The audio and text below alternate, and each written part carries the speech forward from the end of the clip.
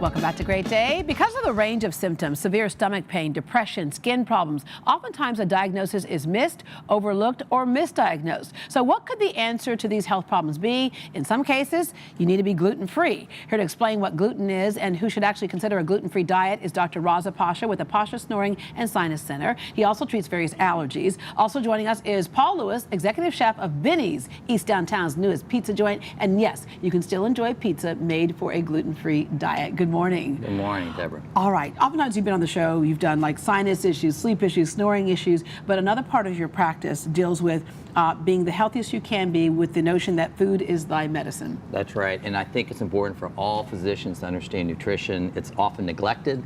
We talk a lot about pathology, but health is so much more important. Yeah, we hear a lot about things like the peanut allergies, but gluten is something that we seem to start hearing more and more about. Is it that we're just more aware, or is it because our food is a lot more processed that we're having some of these problems? Well, both. I mean, gluten, as you know, it's a protein. It's found within the kernel of wheat, barley, and it's that protein that can cause problems, oftentimes just like sugar.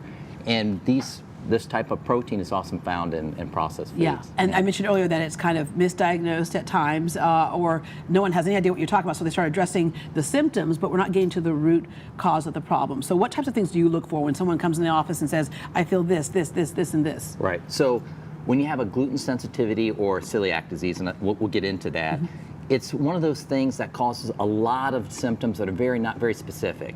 And it's one of those things that you may go to many doctors, go, listen, I feel tired, I'm getting skin rashes, I feel bloated, I have problems with just my stomach giving me problems. And if you're a female, doctors go, menopause, this is menopause, right? Just throw menopause at it. Yeah. And it's confusing, it's often frustrated. So you go from doctor to doctor, and oftentimes you don't look at more simple things, which is your diet. Yeah, and it doesn't have to show up right away. It's something that you could have been eating this stuff all your life, but the body kind of builds up a tolerance intolerance, if you will. Especially for gluten sensitivity, which is a little bit different than celiac disease. Okay. So let's talk about a little bit about that. Okay. I mean, it's almost like sugar and diabetes. Right. Okay, gluten is something that, if given a lot of, can be very dangerous to you. Okay. So there's some people that are just gluten insensitive completely, and they have what's called celiac disease. It's an autoimmune disorder, and what happens is you eat celiac, or I'm sorry, you eat gluten, and then your digestive system just goes crazy. Yeah. And you have an autoimmune, your body fights itself, and it fights a war that doesn't exist, and you have some serious issues. Your gut kind of breaks down, you can have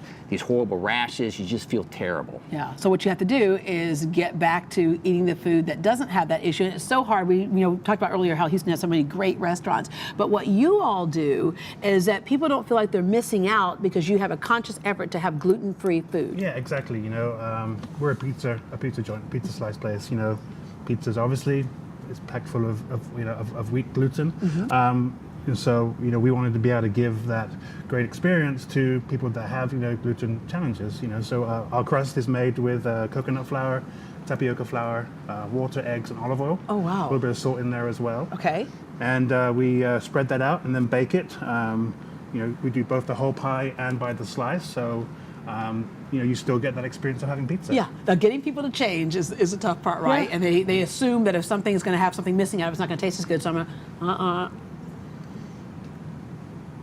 That's delicious. It's delicious. It's definitely a different alternative to a regular pizza dough. Can I tell you though, with this right here, this pizza dough, this tastes better to me because it's more like it's like a shortbread cookie almost on there. Yeah, it's got more of a cookie texture to it. Although there's coconut flour in there, you don't taste the coconut flour.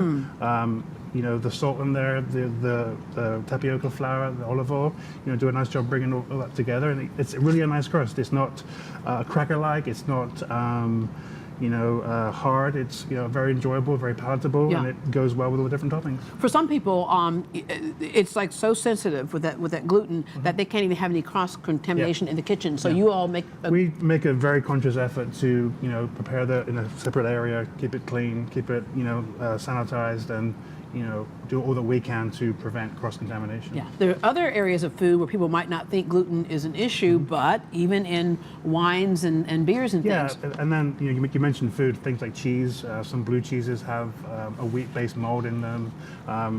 There's so many other things that we consume on a daily basis that gluten's added to. That's why it's very important to look at the labels of things and kind of see what other ingredients are in there, which perhaps you're not thinking about. Yeah, yeah. Ketchup, soy sauce, it Yeah. can even be in your toothpaste. You have Oh, to be my very, very goodness. careful. Yeah. It doesn't take Personally, much. I had a similar experience. I was sick for many years, off and on. Didn't go to the doctor, typical guy, and finally went to see my doctor. He referred me to an allergist, and went through the whole allergy testing. And I have a intolerance to corn, of all things. Yeah.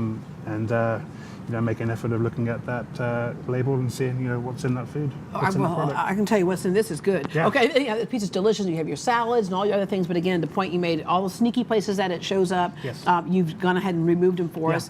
And so, if left untreated, Dr. Pasha, if people are having some of these symptoms, not getting any relief or diagnosis, if left untreated, this can cause some really serious issues. Oh yeah, if you have celiac disease at the level where your gluten, you just can't tolerate it at all, and even cross-contamination gives you problems, you can get GI cancer. I mean, you can get cancer of the small intestines, and even the large intestines, lymphoma.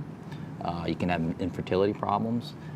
It's something can be very, very serious, especially if you have the celiac So disease. a Correct. lot of us go toward treating a symptom and just making stuff go That's away. right, But yeah. you say, like, if you're having issues, pay attention to what you're eating, Correct. because usually soon after is when a problem might happen. Keep a diary, a food diary, if you need to, and that way when you show up to the doctor, you can say, okay, I'm eating this, this, this, this, and this, and that way you can figure out what the commonality is, and you don't have to miss out because during the commercial break.